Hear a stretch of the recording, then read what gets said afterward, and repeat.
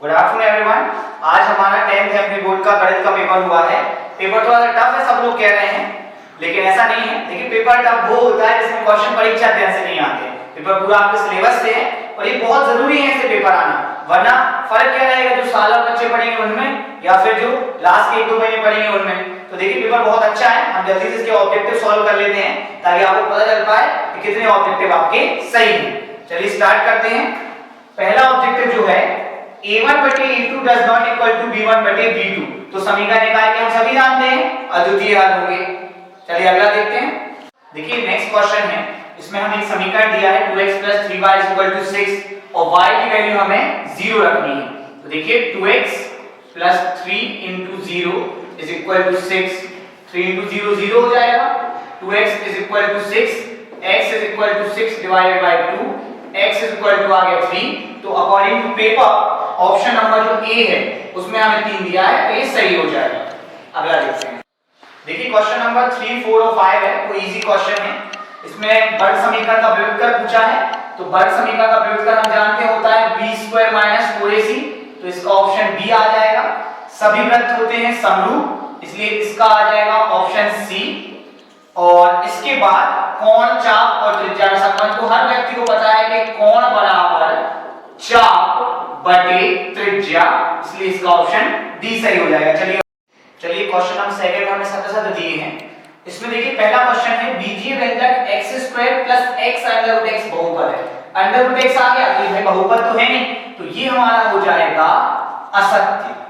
अब देखिए शिक्षा उपकर अप्रत्यक्ष कर है। देखिए प्रत्यक्ष कर 3 होते हैं, आयकर, जलकर, संपत्ति कर। तो शिक्षा उपकर निश्चित ही अप्रत्यक्ष कर है, इसलिए आ गया सत्य।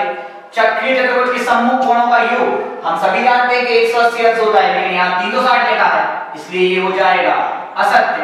अब घनाभ के चारों प्रकार बराबर होते हैं, ये है भाई सत्य, देखो सभी को पता है।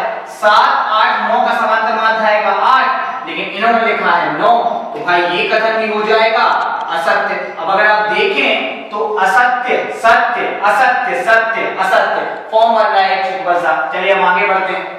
चलिए अब रिक्त स्थानों की पूर्ति कर लेते हैं। देखिए पहला क्वेश्चन है रेखीय बहुपद ax + b का शून्य। तो देखिए बहुपद का शून्य ज्ञात करने के लिए हमें दिए गए बहुपद के बराबर में रखना होता है 0। यहां से ax आ जाएगा -b, तो x आ जाएगा -b/a। तो जो हमारा आंसर है वो हो जाएगा -b/a।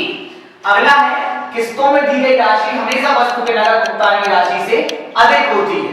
निश्चित ही अधिक होती है, कोई किस्तों में आपको देगा तो आपको ज्यादा पैसे ही देगा।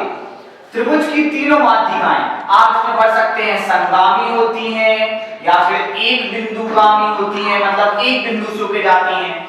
किसी वृत्त के बाद बिंदु से खींची गई स्पर्श रेखाएं तुल्य होती हैं, आप चाहे तो पढ़ सकते हैं बराबर होती हैं, समान होती हैं।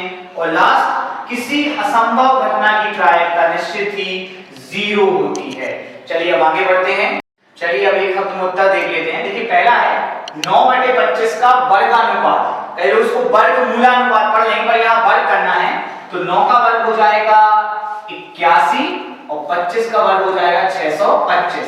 अब देखिए अगला है व्यवसायिक कर की परिभाषा लिखिए। ये हो सकता है काफी लोगों पे ना बनी हो, बहुत इजी है। इस शासकीय कर्मचारियों को अपने वेतन के अनुरूप कुछ राशि राज्य सरकार को देनी पड़ती है, जिसे हम व्यवसायिक कर कहते हैं।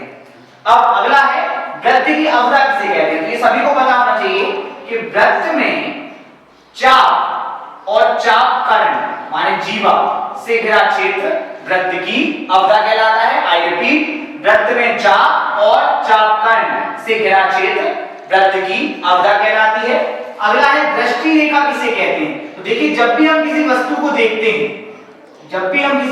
देखते हैं, तो वस्तु और नेत्र को मिलाने वाली काल्पनिक रेखा हमारी दृष्टि रेखा कहलाती है। तो हम इसको लिखेंगे कि जब हम किसी वस्तु को देखते हैं तो वस्तु और हमारे नेत्र को मिलाने वाली काल्पनिक रेखा दृष्टि रेखा कहलाती है।